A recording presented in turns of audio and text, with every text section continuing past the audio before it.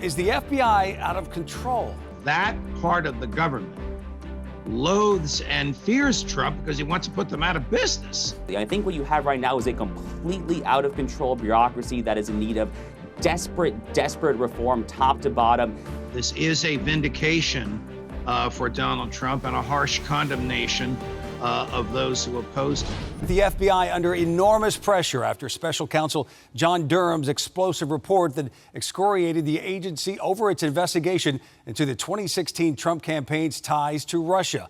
The report, released Monday, found that the FBI was seriously deficient in the botched and biased probe, and it accused the agency of a double standard in how it treated Trump versus Hillary Clinton. Now, Republican members of Congress are calling for the FBI to face serious consequences from defunding to criminal charges. Joining us now to discuss all of this is Judge Andrew Napolitano. Judge, we appreciate you joining us once again here on Centerpoint. It's a pleasure to be with you, Joe.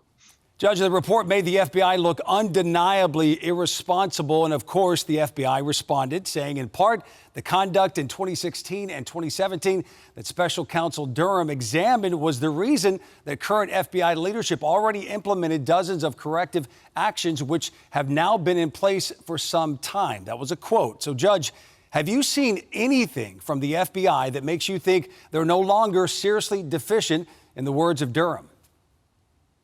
Great question. The short answer is no. The longer answer is the FBI suffers from a culture of lack of concern and lack of fidelity to the Constitution and the rule of law. That culture began right after 9/11 with the Patriot Act and with other legislation, which basically told the FBI, do what you have to get whoever you want to get. We'll worry about the constitutional niceties afterwards. Now, having said that, I must articulate the following. The FBI is nothing without the DOJ. It can't get arrest warrants. It can't get search warrants. It can't get a grand jury subpoenas without DOJ lawyers being involved in this. Every FBI agent works for a federal prosecutor, and every federal prosecutor works directly or indirectly for the Department of Justice. So the Republicans in Congress, who are furious as we speak, understandably so, need to broaden their scope because there are many employees of the Department of Justice who are unknown to the public and just as culpable as the FBI agents whom they unleashed.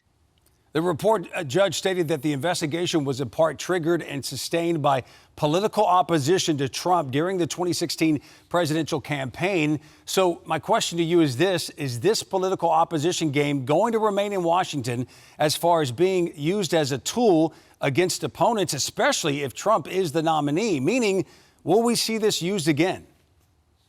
Well, I think they'll try and use it again if they can. There's a determination on the part of the permanent parts of the government, what some of us call the deep state.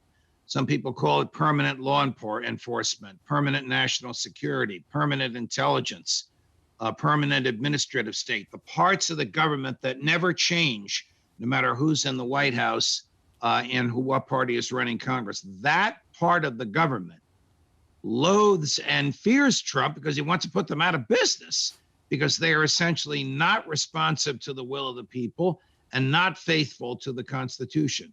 These are the very same people who, in an Oval Office meeting, and this is in Durham's report, while President Obama was in office, Mrs. Clinton was there, Jack Brennan, the head of the CIA, was there, Vice President Biden was there.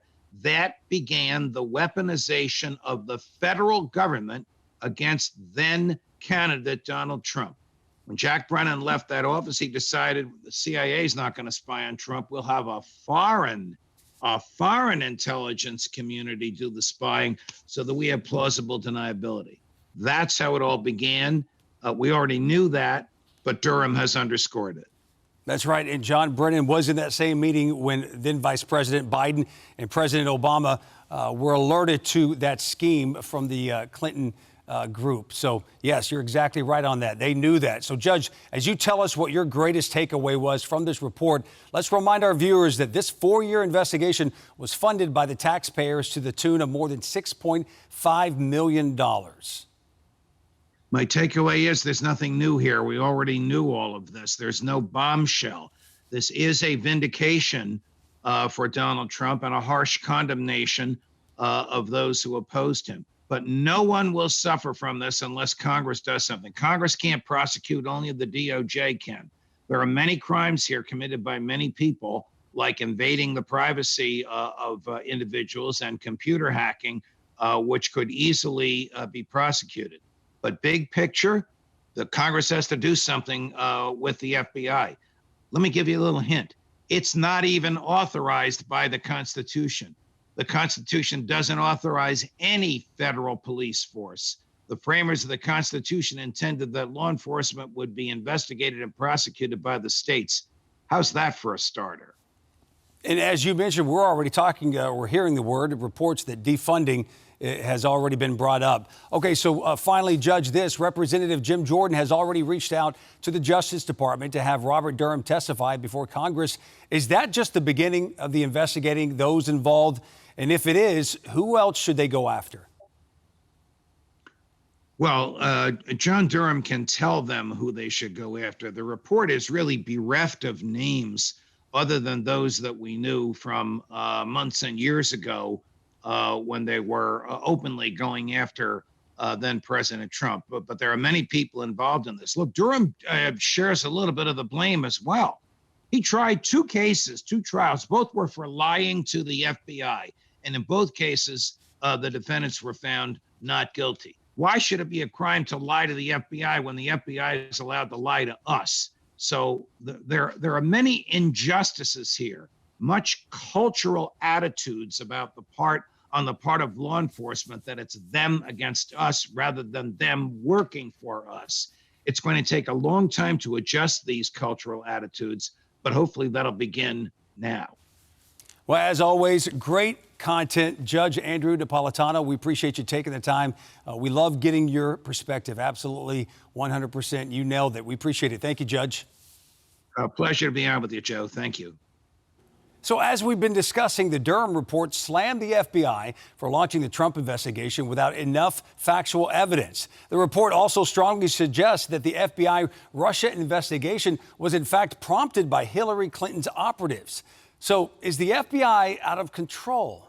Well, to answer that, we welcome in Josh Hammer, the opinion editor of Newsweek. Josh, appreciate you taking the time to join us. Thanks for having me. So let's start right there, Josh. The Durham Report made the FBI look horrible. The FBI responded saying changes have been made. But then, Josh, the FBI is refusing to give Congress an informant file alleging President Biden took bribes when he was vice president. And now the IRS has shut down the team investigating the Hunter Biden tax fraud case, an order that reportedly came from the DOJ. So are these agencies covering up for the Biden family? So, look, I mean, for those of us who've been paying close attention to these matters for years now, there's nothing particularly new in the Durham Report. Now, it is profoundly troubling, to be clear. I mean, there's 300 plus very troubling pages. And, you know, when it comes to the FBI, the thing that you have to remember here is the fish rots from the head down. And one of the first things that I've been thinking about over the past 24 hours or so as we have started to digest this information is how the heck is Chris Wray still in charge of the FBI? I mean, it's remarkable that he survived the Trump administration relatively unscathed, but the fact that he is still leading the Bureau today is utterly insane. It's totally comical. Now, to your point, yes, we have seen a lot of evidence. Of course, there is a whistleblower currently in the IRS who has reportedly talked about the fact that the current prosecution of Hunter Biden on tax, wire, gun charges is being completely obstructed for overly politicized reasons. I mean, look, go back to the Mar-a-Lago raid last August, of course, where there were FBI people in a pre-dawn raid at the former president of the United States over classified document retention, allegedly.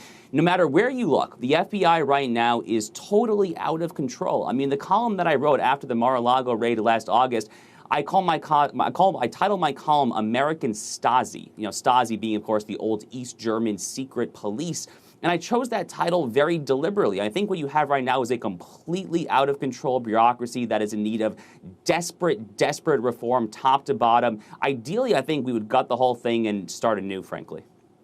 I think a lot of people would agree with you on Capitol Hill. Yesterday, Josh, GOP officials confirmed that they could not track down the key Biden corruption witness and that the FBI and DOJ have turned what they call the blind eye to both the missing informant and the Biden family's alleged corruption. So is that their way of killing that story? Yeah, I mean, I think that's probably the right way to view this. I mean, look, there are only so many tools that the Constitution's framers gave the legislative branch to deal with an out-of-control, recalcitrant, or unaccountable executive branch. So one, of course, is the subpoena power, which the Oversight Committee, the Committee on the Weaponization of the Federal Government, Congressman Comer and folks like that have been willing and able and ready to use. But there aren't a whole lot of tools beyond that. The two most prominent tools that I can think of are, of course, there's the power of the purse. You know, the Federalist Papers make very clear that that is perhaps the most powerful tool that Congress has. And, you know, put another way, what I'm trying to say is what Congress can do is if the FBI and DOJ are really not cooperating, Congress can just simply threaten to defund large swaths of those agencies. We happen to be approaching a debt ceiling fight, so now's a pretty good time to start sincerely floating the possibility of mass defunding of agencies. And then, of course, kind of the preeminent tool is the impeachment power. So, you know, personally, again, I mentioned Chris Wray earlier. I just cannot believe that Chris Wray is there. I mean, if I were sitting on Capitol Hill, I would be, frankly, getting some impeachment articles ready to go for I mean, a whole host of people in the administration, frankly. But when it comes to DOJ and the FBI, I think Chris Wray is a good person to start with. Over the weekend, Representative James Comer told Fox that 9 of the 10 people that they have identified that have very good knowledge with respect to the Bidens are either currently in court, they're currently in jail, or they're currently missing. So my question to you, do you believe there's an intimidation factor from the FBI and DOJ behind these investigations? Yeah, of course I do. I mean, it doesn't take a genius to be able to figure that out, right? I mean, what a coincidence, right? I mean, what a coincidence that the people that Congressman Comer is trying to look at just happen to be missing or otherwise unavailable. And again, I think the proper remedy for that is what we were just talking about. So some combination of the subpoena power, some combination of using the power of the purse to force them to cooperate, to force them to get these witnesses available to the relevant House committees. And then, yes, ultimately, of course, I think sincerely floating the possibility of impeachment for the right Biden officials is the ultimate remedy that could be useful here. Josh Hammer with Newsweek. We appreciate you joining us. Thank you.